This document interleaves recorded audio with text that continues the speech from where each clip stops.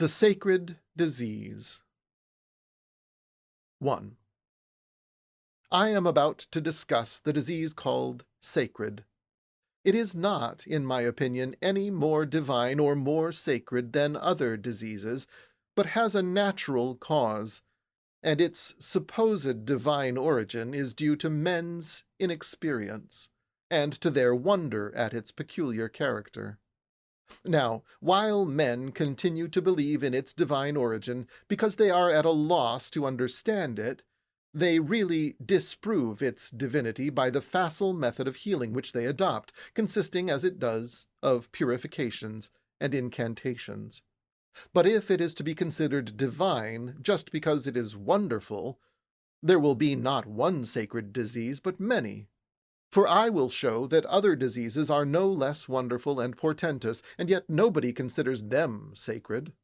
For instance, quotidian fevers, tertians, and quartans seem to me to be no less sacred and God-sent than this disease, but nobody wonders at them.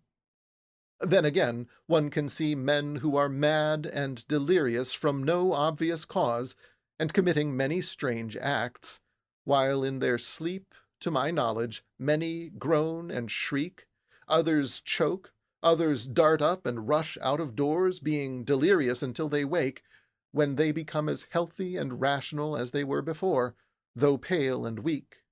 And this happens not once, but many times.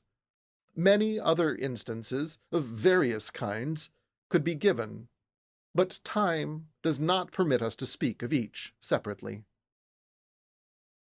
2.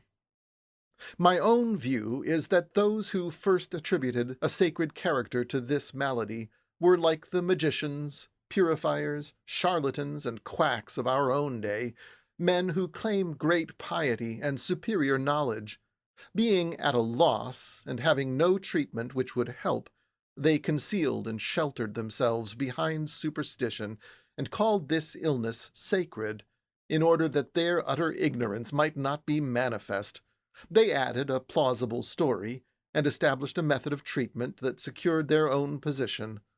They used purifications and incantations, they forbade the use of baths, and of many foods that are unsuitable for sick folk. Of sea fishes, red mullet, black tail, hammer, and the eel. These are the most harmful sorts. The flesh of goats, deer, pigs, and dogs, meats that disturb most the digestive organs. The cock, pigeon, and bustard, with all birds that are considered substantial foods. Mint, leek, and onion among the vegetables, as their pungent character is not at all suited to sick folk. The wearing of black, black is the sign of death, not to lie on or wear goat skin, not to put foot on foot or hand on hand, all which conduct is inhibitive. These observances they impose because of the divine origin of the disease, claiming superior knowledge and alleging other causes, so that, should the patient recover, the reputation for cleverness may be theirs, but should he die, they may have a sure fund of excuses, with the defense that they are not at all to blame, but the gods. Having given nothing to eat or drink, and not having steeped their patients in baths, no blame can be laid, they say, upon them.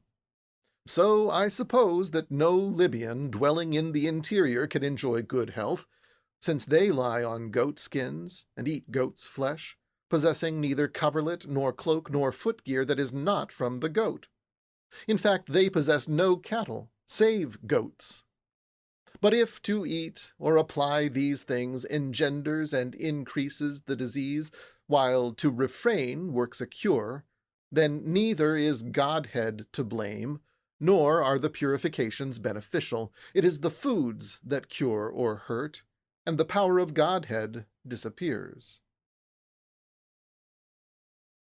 3. Accordingly, I hold that those who attempt in this manner to cure these diseases cannot consider them either sacred or divine. For when they are removed by such purifications and by such treatment as this, there is nothing to prevent the production of attacks in men by devices that are similar. If so, something human is to blame, and not Godhead. He who by purifications and magic can take away such an affection can also by similar means bring it on, so that by this argument the action of Godhead is disproved. By these sayings and devices they claim superior knowledge, and deceive men by prescribing for them purifications and cleansings, most of their talk turning on the intervention of gods and spirits. Yet, in my opinion, their discussions show not piety, as they think, but impiety rather, implying that the gods do not exist, and what they call piety and the divine is, as I shall prove, impious and unholy. 4. For if they profess to know how to bring down the moon, to eclipse the sun, to make storm and sunshine, rain and drought, the sea impassable and the earth barren, and all such wonders, whether it be by rites or by some cunning or practice that they can, according to the adepts, be effected, in any case I am sure that they are impious, and cannot believe that the gods exist or have any strength, and that they would not refrain from the most extreme actions, wherein surely they are terrible in the eyes of the gods. For if a man, by magic and sacrifice, will bring the moon down, eclipse the sun, and cause storm and sunshine, I shall not believe that any of these things is divine, but human, seeing that the power of Godhead is overcome and enslaved by the cunning of man. But perhaps what they profess is not true, the fact being that men, in need of a livelihood, contrive and devise many fictions of all sorts about this disease, among other things, putting the blame for each form of the affection upon a particular god.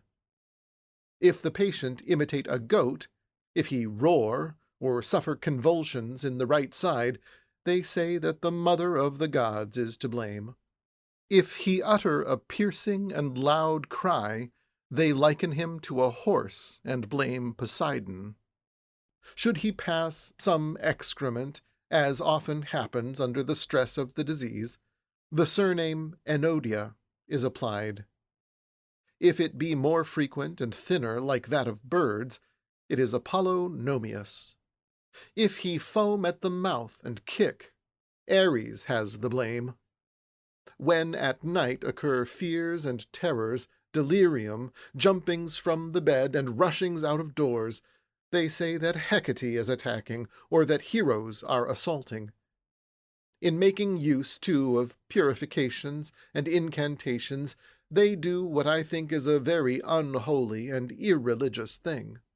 For the sufferers from the disease they purify with blood and such like, as though they were polluted, blood-guilty, bewitched by men, or had committed some unholy act.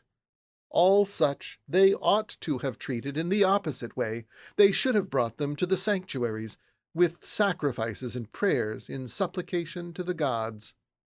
As it is, however, they do nothing of the kind, but merely purify them. Of the purifying objects, some they hide in the earth, others they throw into the sea, others they carry away to the mountains, where nobody can touch them or tread on them. Yet, if a god is indeed the cause, they ought to have taken them to the sanctuaries, and offered them to him. However, I hold that a man's body is not defiled by a god, the one being utterly corrupt, the other perfectly holy. Nay, even should it have been defiled or in any way injured through some different agency, a god is more likely to purify and sanctify it than he is to cause defilement. At least it is Godhead that purifies, sanctifies, and cleanses us from the greatest and most impious of our sins. And we ourselves fix boundaries to the sanctuaries and precincts of the gods, so that nobody may cross them unless he be pure, and when we enter we sprinkle ourselves, not as defiling ourselves thereby, but to wash away any pollution we may have already contracted. Such is my opinion about purifications. 5. But this disease is, in my opinion, no more divine than any other. It has the same nature as other diseases, and the cause that gives rise to individual diseases. It is also curable, no less than other diseases, unless by long lapse of time it be so ingrained as to be more powerful than the remedies that are applied. Its origin, like that of other diseases, lies in heredity. For if a phlegmatic parent has a phlegmatic child, a bilious parent a bilious child, a consumptive parent a consumptive child, and a splenetic parent a splenetic child, there is nothing to prevent some of the children suffering from this disease when one or the other of the parents suffered from it. For the seed comes from every part of the body, healthy seed from the healthy parts, diseased seed from the diseased parts. Another strong proof that this disease is no more divine than any other is that it affects the naturally phlegmatic, but does not attack the bilious. Yet, if it were more divine than others, this disease ought to have attacked all equally, without making any difference between bilious and phlegmatic. 6. The fact is that the cause of this affection, as of the more serious diseases generally, is the brain. The manner and the cause I will now set forth clearly. The brain of man, like that of all animals, is double, being parted down its center by a thin membrane. For this reason pain is not always felt in the same part of the head, but sometimes on one side, sometimes on the other, and occasionally all over. Veins lead up to it from all the body, many of which are thin, while two are stout, one coming from the liver, the other from the spleen. The vein from the liver has the following character. One part of it stretches downwards on the right side, close by the kidney and the loin, to the inner part of the thigh, reaching down to the foot. It is called the hollow vein. The other part of it stretches upwards through the right diaphragm and lung. It branches away to the heart and the right arm. The rest leads upwards through the collarbone to the right of the neck, to the very skin, so as to be visible. Right by the ear it hides itself, and here it branches, the thickest, largest, and most capacious part ending in the brain, another in the right ear, another in the right eye, and the last in the nostril. Such is the character of the veins from the liver. From the spleen, too, extends a vein downwards and upwards to the left. It is similar to the one from the liver, but thinner and weaker. 7. By these veins we take in the greater part of our breath, for they are vents of our body, drawing the air to themselves, and they spread it over the body in general, through the minor veins, and cool it. Then they breathe it out again. For the breath cannot rest, but moves up and down. If it is caught anywhere and rests, that part of the body where it rests becomes paralyzed. A proof is that should minor veins be so compressed when a man is lying or seated that the breath cannot pass through the vein, a numbness immediately seizes him. Such is the character of the veins. 8. This disease attacks the phlegmatic, but not the bilious. Its birth begins in the embryo while it is still in the womb, for like the other parts, the brain too is purged and has its impurities expelled before birth. In this purging, if the action be thorough and regulated, and if there flow away neither more nor less than is proper, the infant has a perfectly healthy head. But if the flux from all the brain be too abundant, and a great melting take place, he will have, as he grows, a diseased head, and one full of noise, and he will not be able to endure either sun or cold. If an excessive flux come from one eye or one ear, or if a vein be reduced in size, that part suffers a lesion in proportion to the melting. Should the purging not take place, but congestion occur in the brain, then the infants cannot fail to be phlegmatic. If, while they are children, sores break out on head, ears, and skin, and if saliva and mucus be abundant, as age advances, such enjoy very good health, for in this way the phlegm is discharged and purged away, which should have been purged away in the womb. Those who have been so purged are in general not attacked by this disease. Those children, on the other hand, that are clean, do not break out in sores, and discharge neither mucus nor saliva, run a risk of being attacked by this disease if the purging has not taken place in the womb. 9. Should the discharge make its way to the heart, palpitation and difficulty of breathing supervene, the chest becomes diseased, and a few even become humpbacked. For when the phlegm descends cold to the lungs and to the heart, the blood is chilled, and the veins, being forcibly chilled, beat against the lungs and the heart palpitates, so that under this compulsion difficulty of breathing and orthopnea result. For the patient does not get as much breath as he wants until the phlegm that has flowed in has been mastered, warmed, and dispersed into the veins. Then the palpitation and difficulty of breathing cease. It ceases in proportion to the quantity of the flux, that is, slower if the flux be great, quicker if it be less. And if the fluxes be frequent, the attacks are frequent.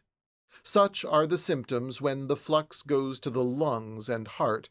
When it goes to the bowels, the result is diarrhea. 10. If the phlegm be cut off from these passages, but makes its descent into the veins I have mentioned above, the patient becomes speechless and chokes, froth flows from the mouth, he gnashes his teeth and twists his hands, the eyes roll and intelligence fails, and in some cases excrement is discharged. I will now explain how each symptom occurs. The sufferer is speechless when suddenly the phlegm descends into the veins and intercepts the air, not admitting it either into the brain or into the hollow veins or into the cavities, thus checking respiration. For when a man takes in breath by the mouth or nostrils, it first goes to the brain, then most of it goes to the belly, though some goes to the lungs and some to the veins. From these parts it disperses, by way of the veins, into the others. The portion that goes into the belly cools it, but has no further use, but the air that goes into the lungs and the veins is of use when it enters the cavities and the brain, thus causing intelligence and movement of the limbs, so that when the veins are cut off from the air by the phlegm and admit none of it, the patient is rendered speechless and senseless. The hands are paralyzed and twisted when the blood is still and is not distributed as usual. The eyes roll when the minor veins are shut off from the air and pulsate. The foaming at the mouth comes from the lungs, for when the breath fails to enter them, they foam and boil as though death were near.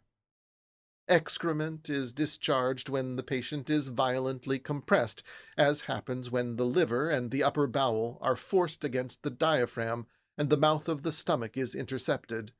This takes place when the normal amount of breath does not enter the mouth. The patient kicks when the air is shut off in the limbs and cannot pass through to the outside because of the phlegm. Rushing upwards and downwards through the blood, it causes convulsions and pain, hence the kicking. The patient suffers all these things when the phlegm flows cold into the blood which is warm, for the blood is chilled and arrested. If the flow be copious and thick, death is immediate, for it masters the blood by its coldness, and congeals it. If the flow be less, at the first it is master, having cut off respiration.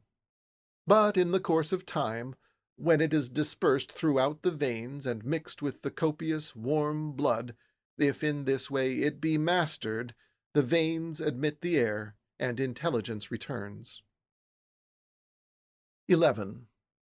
Little children, when attacked by this disease, generally die, if the flow come on copious and with a south wind, For the minor veins, being thin, cannot admit the phlegm because of its thickness and abundance, but the blood is chilled and congeals, causing death. But if the flow be slight, and make its descent either into both veins or into one or the other, the child recovers, but bears the marks of the disease, a distortion of mouth, eye, hand, or neck, according to the part from which the minor vein, filled with phlegm, was mastered and reduced. So, by reason of this minor vein, this part of the body which has been injured must be weaker and more defective. But the injury generally proves beneficial in the long run, as a child is no longer subject to the malady if it be once marked, the reason being as follows. In sympathy with this lesion, the other veins too suffer and are partially reduced, so that while they admit the air, the flux of phlegm that flows down into them is lessened. The limbs, however, are naturally weaker, the veins having suffered injury. When the flux takes place with the wind in the north, and is very slight and to the right, the children recover without a mark. There is a risk, however, that the disease will be nourished and grow with the patient unless appropriate remedies be used. Children, then, suffer in this way, or very nearly so. 12. Older people are not killed by an attack of the disease, nor are they distorted, for their veins are capacious and full of hot blood, so that the phlegm cannot gain the mastery, nor chill the blood so as to congeal it, but is itself quickly mastered by the blood and mixed with it. So the veins admit the air, intelligence is present, and the symptoms already mentioned attack less violently, because the patient is strong. When this disease attacks very old people, it kills or paralyzes them, the reason being that their veins are emptied, and their blood is scanty, thin, and watery. Now, if the flux be copious and in winter, death results, for it chokes respiration and congeals the blood should the flux take place to both sides. If, on the other hand, the flux be to one side only, it causes paralysis, for the thin, cold, scanty blood cannot master the phlegm, but is itself mastered and congealed, so that those parts are powerless where the blood has been corrupted. 13. The flux is to the right rather than to the left, because the veins are more capacious and more in number than on the left. The flux and melting occur mostly in children when the head has been heated by sun or fire, and then suddenly the brain has been chilled, for then it is that the phlegm separates off. It melts owing to the heat and diffusion of the brain, it separates owing to the chill and contraction, and so flows down. This is one cause. In other cases, the cause is that the south wind, suddenly coming on after north winds, loosens and relaxes the brain when it is braced and strong, so that the phlegm overflows, and thus it produces the flux. It is also caused by fear of the mysterious, if the patient be afraid at a shout, or if, while weeping, he be unable quickly to recover his breath, things which often happen to children. Whichever of them occur, the body is immediately chilled, the patient loses the power of speech and does not breathe, the breath stops, the brain hardens, the blood stays, and so the phlegm separates off and flows down. Such among children are the causes of the seizure to begin with. Of old patients, the greatest enemy is winter, for when an old man has been heated in head and brain by a large fire, and then comes into the cold and is chilled, or if he leave the cold for warmth and a large fire, he experiences the same symptoms and has a seizure, according to what has been said already. There is a serious risk of the same thing happening in spring also, if the head be struck by the sun. In summer the risk is least, as there are no sudden changes. After the 20th year, this disease does not occur, or occurs but rarely, unless it has been present from infancy. For the veins are full of abundance of blood, and the brain is compact and hard, so that either there is no flux to the veins, or if there be a flux, it does not master the blood, which is copious and hot. 14. But when the disease dates from infancy and has grown and been nourished with the body, the habit has been formed of the flux occurring at the changes of the winds, and the patient generally has an attack then, especially if the wind be in the south. Recovery, too, proves difficult. The brain is unnaturally moist and flooded with phlegm, so that not only do fluxes occur more frequently, but the phlegm can no longer separate, nor the brain be dried, being, on the contrary, soaked and moist. The truth of this is best shown by the cattle that are attacked by this disease, especially by the goats, which are the most common victims. If you cut open the head, you will find the brain moist, very full of dropsy, and of an evil odor, whereby you may learn that it is not a god, but the disease which injures the body. So it is also with a man. In fact, when the disease has become chronic, it then proves incurable, for the brain is corroded by phlegm and melts, and the part which melts becomes water, surrounding the brain outside and flooding it, for which reason such people are attacked more frequently and more readily. Wherefore the disease lasts a long time, because the surrounding fluid is thin through its abundance, and is immediately mastered and warmed by the blood. 15. Such as are habituated to their disease have a presentiment when an attack is imminent, and run away from men, home if their house be near, if not to the most deserted spot where the fewest people will see the fall, and immediately hide their heads. This is the result of shame at their malady, and not, as the many hold, of fear of the divine. Young children at first fall anywhere, because they are unfamiliar with the disease, but when they have suffered several attacks, on having the presentiment, they run to their mothers, or to somebody they know very well, through fear and terror at what they are suffering, since they do not yet know what shame is. 16. At the changes of the winds, for these reasons do I hold that patients are attacked, most often when the south wind blows, then the north wind, and then the others. In fact, the north and south are stronger than any other winds, and the most opposite, not only in direction but in power. For the north wind contracts the air, and separates from it what is turbid and damp, making it clear and transparent. It acts in the same way upon everything as well that rises from the sea, or waters generally. For it separates the moist and the dull from everything, including men themselves, for which reason it is the most healthy of the winds. But the action of the south wind is the opposite.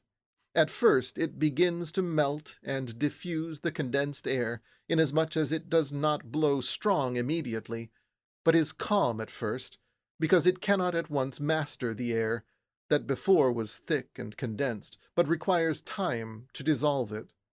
In exactly the same way it acts upon earth, sea, rivers, springs, wells, and everything that grows in which there is moisture, and moisture is in everything, though more in some things than in others. All these things feel the effects of this wind, and become dull instead of bright, hot instead of cold, wet instead of dry. Vessels of pottery, too, kept in rooms or underground, which are full of wine or other liquid, always feel the effects of the south wind, and change their shape to a different form. The sun, moon, and stars it makes much duller than they naturally are.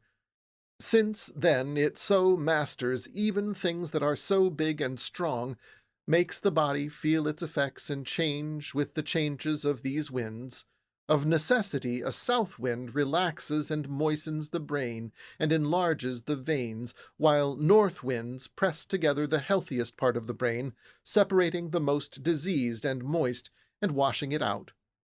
For which reason the fluxes occur at the changes of these winds. Thus this disease is born, and grows from the things that come to the body and leave it, is no more troublesome to understand and cure than are others, and is no more divine than others are. 17. Men ought to know that from the brain, and from the brain only, arise our pleasures, joys, laughter, and jests, as well as our sorrows, pains, griefs, and tears. Through it, in particular, we think, see, hear, and distinguish the ugly from the beautiful, the bad from the good, the pleasant from the unpleasant, in some cases using custom as a test, in others perceiving them from their utility. It is the same thing which makes us mad or delirious, inspires us with dread and fear, whether by night or by day, brings sleeplessness, inopportune mistakes, aimless anxieties, absent-mindedness, and acts that are contrary to habit. These things that we suffer all come from the brain when it is not healthy, but becomes abnormally hot, cold, moist, or dry, or suffers any other unnatural affection to which it was not accustomed. Madness comes from its moistness. When the brain is abnormally moist, of necessity it moves, and when it moves, neither sight nor hearing are still, but we see or hear now one thing and now another, and the tongue speaks in accordance with the things seen and heard on any occasion. But all the time the brain is still, a man is intelligent. 18. The corruption of the brain is caused not only by phlegm, but by bile. You may distinguish them thus. Those who are mad through phlegm are quiet, and neither shout nor make a disturbance. Those maddened through bile are noisy, evildoers, and restless, always doing something inopportune. These are the causes of continued madness. But if terrors and fears attack, they are due to a change in the brain. Now it changes when it is heated, and it is heated by bile which rushes to the brain from the rest of the body by way of the blood veins. The fear besets the patient until the bile re-enters the veins and the body, then it is allayed. The patient suffers from causeless distress and anguish when the brain is chilled and contracted contrary to custom. These effects are caused by phlegm, and it is these very effects that cause loss of memory. Shouts and cries at night are the result of the sudden heating of the brain, an affection from which the bilious suffer, but not the phlegmatic. The brain is heated also when the blood rushes to it in abundance and boils. The blood comes in abundance by the veins mentioned above, when the patient happens to see a fearful dream and is in fear. Just as in the waking state, the face is flushed and the eyes are red, mostly when a man is afraid and his mind contemplates some evil act, even so the same phenomena are displayed in sleep. But they cease when the man wakes to consciousness, and the blood is dispersed again into the veins. 19. In these ways I hold that the brain is the most powerful organ of the human body, for when it is healthy, it is an interpreter to us of the phenomena caused by the air, as it is the air that gives it intelligence. Eyes, ears, tongue, hands, and feet act in accordance with the discernment of the brain. In fact, the whole body participates in intelligence in proportion to its participation in air. To consciousness, the brain is the messenger.